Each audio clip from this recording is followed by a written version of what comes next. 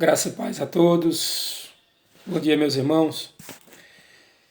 Estou aqui lendo a carta do apóstolo Paulo a Timóteo, 2 Timóteo. Nós sabemos que Paulo escreveu a primeira carta dele, das 13 do Novo Testamento, aos Gálatas. Paulo escreveu aos Gálatas quando ele estava em Antioquia da Síria.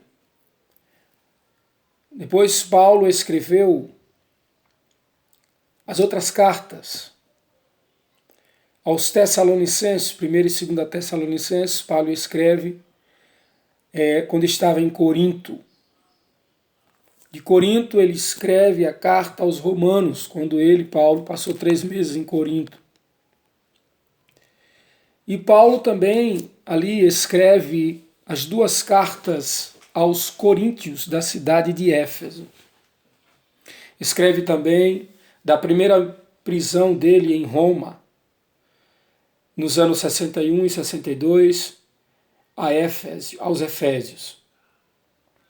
Escreve Filipenses, Colossenses e Filemão, da primeira prisão em Roma, preso por ser um pregador da palavra, prisão domiciliar, está em Atos dos Apóstolos. Depois escreve no intervalo da primeira prisão dele, até a segunda prisão, que já foi a prisão já num calabouço, numa masmorra, ele escreve primeiro a Timóteo e Tito. Escreve 1 Timóteo e Tito, no intervalo dessas 2 prisões. E já na prisão, preso, não por ser um pregador, não pelos judeus, acusado pelos judeus, mas agora acusado por tocar fogo em Roma, preso pelo imperador Nero. Claro que Paulo não tocou fogo em Roma. Isso foi uma acusação mentirosa de Nero, que havia tocado fogo em Roma no intuito de fundar, segundo historiadores, uma cidade com o seu nome, Nerópolis. E acusou Paulo por enxergar Paulo como líder dos cristãos. E desta prisão, em Roma, já no calabouço, na masmorra, Paulo vai escrever a sua última carta. Carta a Timóteo, 2 Timóteo. E eu queria ler com os irmãos aqui, bem rápido, capítulo 4, versículo de número 9. Venha me ver logo que puder, pois Demas se apaixonou por este mundo.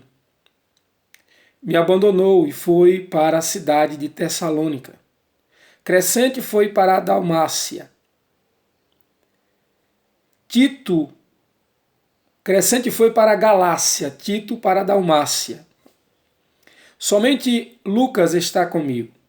Procure Marcos e traga-o com você, porque ele pode me ajudar no trabalho. Eu mandei Tíquico para a cidade de Éfeso. Quando você vier, traga a minha capa, que deixei na cidade de Troade, na casa de Carpo. Traga os livros também, principalmente os de couro, os pergaminhos. Alexandre o ferreiro me prejudicou muito. O Senhor lhe dará a sua recompensa. Acostumado eu estou com a tradução da Bíblia de Jerusalém, da King James. Aqui está uma tradução da linguagem contemporânea, por isso que às vezes a gente acaba lendo um pouco diferente. Mas irmãos, deixa eu dizer a vocês. Paulo aqui, ele está instruindo Timóteo a que ele venha até ele. Paulo, nesse momento, ele já tinha sido julgado. E veja, todos o abandonaram. Todos o deixaram. Mas ele disse que o Senhor o revestiu de força. Nós só somos revestidos de forças quando estamos fracos. Ninguém é revestido de forças por Deus já estando forte. Deus o mantém forte. Mas Paulo aqui, quando ele olha e vê que todos o abandonaram, com certeza, irmão, sendo um ser humano, ele se sente fraco, mas Deus o fortaleceu. Para que todos o abandonassem, deixa eu dizer a vocês, aqui aconteceu algo que defamou Paulo. E todos o abandonaram por quê? Com medo de sofrer as mesmas coisas que Paulo estava sofrendo. As perseguições ali, aquela prisão, os açoites que ele sofreu ali. Então todos o abandonaram. E Paulo me chama a atenção aqui sobre duas coisas. Primeiro, ele manda trazer os livros, principalmente os de couro, na tradução moderna, os pergaminhos. Veja que o homem já está condenado ao martírio, ele está nos últimos dias de vida, mas ele quer conhecimento. Aleluia. O cristão ele tem que ter conhecimento na palavra de Deus. Ele tem que a todo momento buscar o conhecimento da palavra do Senhor. Veja, Oséias vai falar isso, o profeta Oséias, que o povo ele sofre por falta de conhecimento, e é verdade. Porque é através do conhecimento que nós somos libertos, como diz João no Evangelho, capítulo 8, versículo 32. E conhecereis a verdade vos libertará. Paulo ele anima Timóteo.